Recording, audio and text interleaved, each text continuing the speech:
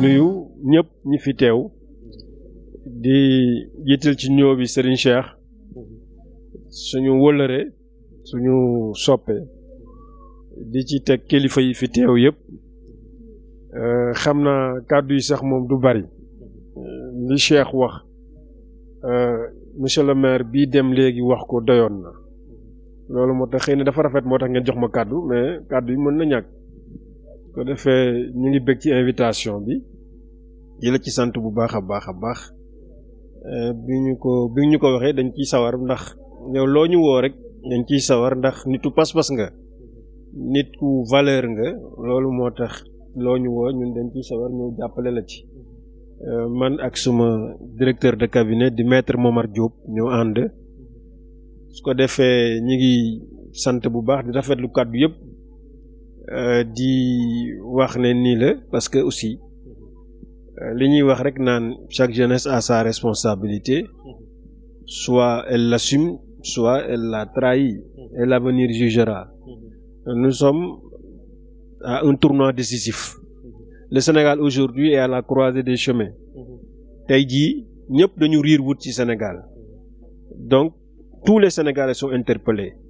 moo tax tey boo taxawee jël sa responsabilité dañ la ciy encouragé te loolu la ñuy xaar ci jeunesse bi yëpp loolu la ñuy xaar ci jigéen ñëpp loolu la ñuy xaar ci adulte yëpp mooy que tout un Sénégalais kenn ku ci nekk tey da nga war a taxaw dëggal sa bopp jël sa responsabilité ndax fi réew mi jëm moo tax su ko defee yeeyu askan wi nag ci loolu lay wootee li nga fi wax ci loolu la ñuy woote c'est un projet boo xam ne le président Ousmane Sonko dafay wax ni ñun moomuñu ko mais suñuy sëtaat sax ñoo ko moom ñoo moom yeeyu askan wi yàlla dafa dogal ñu am chance su porter ko mais moomuñu projet bi c'est un projet boo xam ne moom dégg naa ko mu ne maire bu fi jalgati suuf wala leneen moom moo lay yóbbu porter plainte moom Ousmane Sonko te loolu ci lañ ñu yar ñoom tous les leaders de la coalition yeeyu askan wi ci loolu lañ ñu yar ci loolu lañ ñu encouragé parce que tamit dafa am fu ñu bëgg jëmale réew mi loolu nag ñun ñoo ciy jiitu du neex nag ndax ku aj day bañ ku téen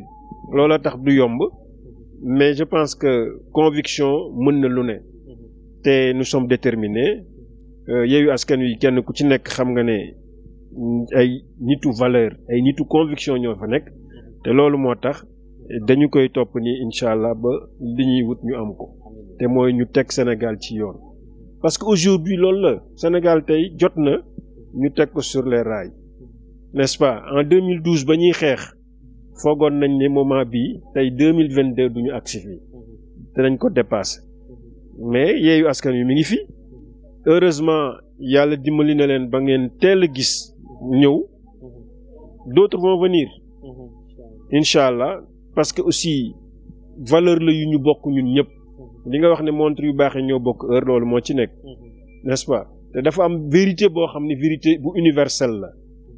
ñëpp ko bokk man mi bokkuma Pastef pur laa bokk mais même valeur yi la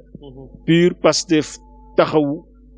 képp ku nekk yeeyu askan wi gis ci sa bopp rek c'est parce que da nga partager valeur yeewu yi ay valeur la yu universelle waaw te dañuy wax ne valeurs yi ñaari xeetu valeur ñoo am les valeurs qui font progresser l'humanité ak les valeurs qui font durer l'humanité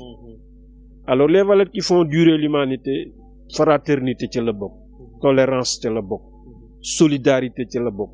yooyu bu amatul humanité bi daanu mais les valeurs qui font progresser l'humanité nag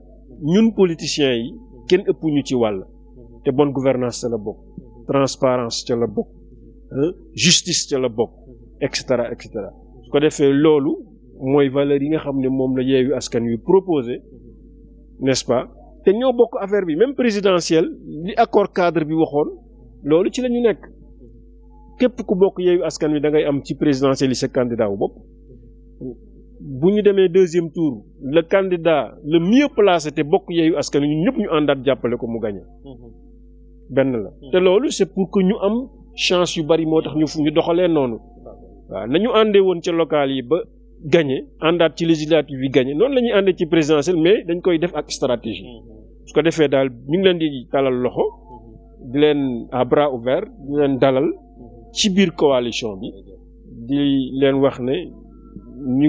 ngi ak yéen donc ñu ngi leen di encourager bu baax di leen ñaanal réussite ci projet bi ñu ànd ko ñun ñëpp bu mën a teg Sénégal ci yoon su ko defee loolu mooy kàddu yi ngeen baal ñu wax salaamaaleykum wa rahmatullah